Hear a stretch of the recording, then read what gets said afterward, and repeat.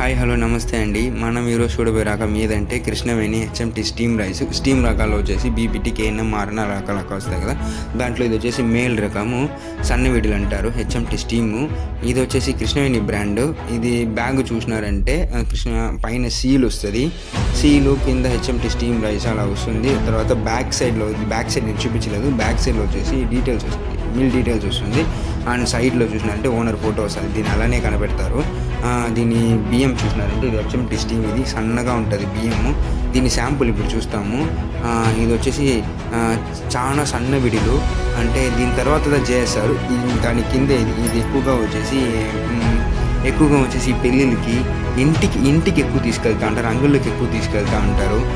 ఇది ఎక్కువగా మెయిన్గా ఎక్కడికి వెళ్తుంది అంటే ఇంటి వాళ్ళతో ఎక్కువగా దీన్ని ఆశపడుతుంది. దీంట్లో నూక మిక్సింగ్ అయ్యేది అలా అంతా ఏమి ఉండదు, ప్యూర్ బియ్యం. Thank you. దీని